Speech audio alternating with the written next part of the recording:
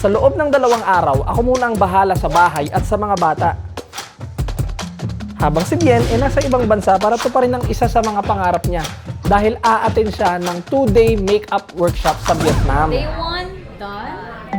Siyempre, video call para ipaalam sa kanya na okay kami dito sa bahay at para makapag-focus siya ng maayos sa pag-aaral niya. Habang siya ay abala sa pag-aaral at pagtupad sa isa sa mga pangarap niya, kami naman dito ay magpapatuloy sa pang-araw-araw na buhay namin. Tara, samahan niyo kami. Hindi, ako naguguluhan na ako. Ha? Okay ka sa magulo? Hindi maganda na ang bahay magulo. Pangit yan. Alam mo bakit pangit? Napapansin niyo ba dati sa dati nating bahay? Nag-iiba-iba yung pwesto ng TV. Di ba? Nagugulat na lang kayo dati sa compound. Gagawin natin? Ngayon, dahil wala mami nyo, tutulungan nyo ako para yung mami nyo magugulat pagdating dito. Iba na itsura ng bahay. Papatay mo na yung TV. Go, go, go! Dali, sino naman manonood pagkatapos na ba? Sige, ano pa din?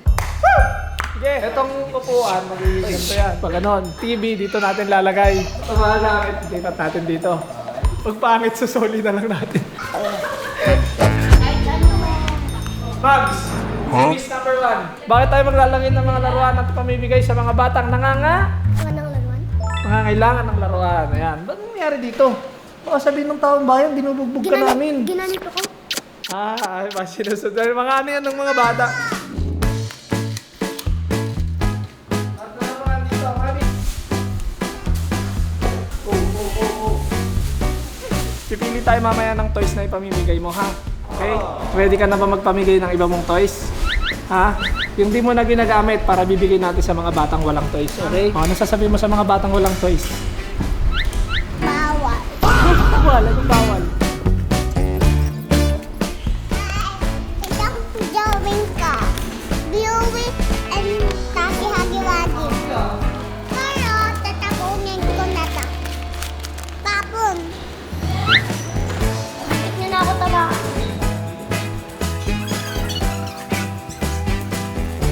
Yala. Thank you, Daddy. Tignan ng toys na ipamimigay nyo. Ayan, nagpipil na si Kuya ng mga toys nyo. I need look. Yumi. Daddy. No. Dali. Bye-bye.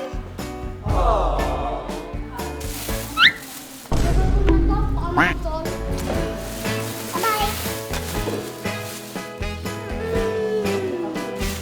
Lakas mo naman, dalawa. Lakas mo naman. Daddy, galing mo. Daddy. Oh, sis dyan, dalagay namin yung TV. Music!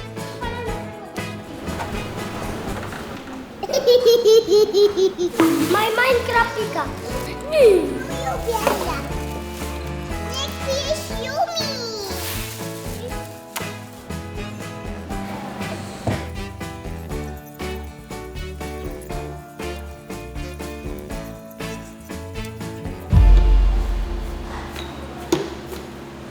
Oh, ano ginagawa mo na? Ah, linis ka? Parang kang nagkalat eh. Ha? Naglinis ka? Eh, ba't yung itsura kumalat?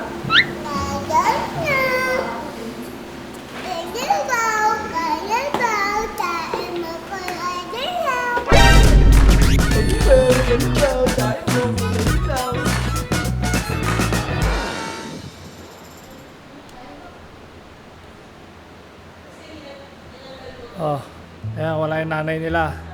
Ngayon, okay. Tanghaling tapat ha.